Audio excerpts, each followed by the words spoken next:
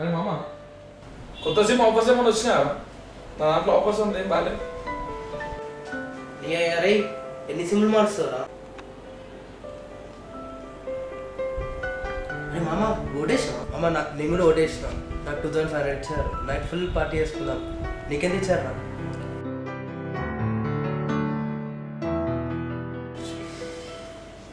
అరే వికాస్ నీకెంత ఇచ్చారా? నాకు ఈ ఓటింగ్ దానికోసం లైన్లో వెళ్ళడం వేస్ట్ ఆఫ్ టైం. అయినా ఈ వ్యవస్థ బాలేదు. చూడు, సిగరెట్ తాగడం హానికరం అని లోగో వేయాలని రూల్ పెడతారు, ఫిలిమ్స్లో చూపెడతారు. అలాగే మద్యపానం కూడా. వీటిని బ్యాన్ చేయరు, ఎందుకంటే వీటి మీద సంపాదన కావాలి వాళ్ళకి.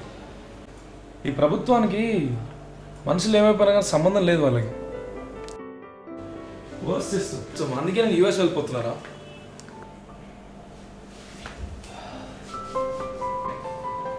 కరెక్టేరా, ఇది వర్స్ సిస్టమ్, కరప్టెడ్ సిస్టమ్. వీడికి 2500 ఇచ్చినోడు బిజినెస్ చేసి ఎమ్మెల్యే పోస్ట్ కొంటున్నారా వాడు. సో వాడు సంపాదించుకోవాలి కదరా. వీళ్ళలాంటి వాళ్ళ మీద ఇన్వెస్ట్ చేసిన మనీని వాడు పెట్రోల్ మీదనో గ్యాస్ మీదనో అధిక పన్నులు వేసో కుంభకోణం చేసో మన దగ్గర నుంచి లాగేసుకుంటారా వాడు. వాడు గెలిచాక ఏం చేస్తారో తెలియదు, సో అందుకే డబ్బులు తీసుకున్నాం. వాడు గెలిచాక మనకేం చేయడానికి ముందే మనీ తీసుకుంటున్నాం రా. మంచి చేయాలనే ఆలోచన ఉన్నవాడిని ఓడిస్తున్నాం. తప్పు వాడిలో లేదురా, మనలో ఉంది. వ్యవస్థలో లేదు, వ్యవస్థ నేర్చుకునే మనలో ఉంది. Because we are the system. అయినా వీసా కోసం 6 hours లైన్లో నిలబడి పరాయి దేశం వెళ్ళి బానిసలుగా బ్రతకడానికి మనకు టైం ఉంది. కానీ హాఫ్ అన్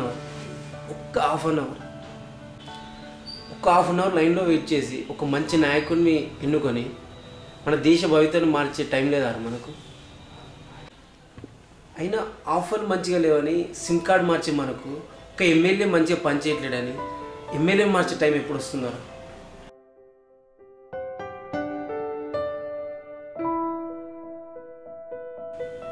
చదువుకునే మనమే క్యాష్ కోసం, మనీ కోసం, వర్గం కోసం ఇలా ఆలోచిస్తే నాకు పిటి అని. Good bye.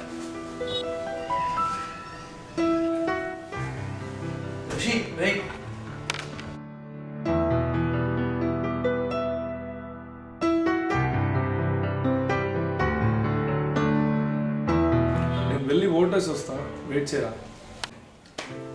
అరే వాడి మనీ వాడికి ఇచ్చేసి వేరే వాళ్ళు కూడా మనీ తీసుకోకుండా చేసి వస్తాం.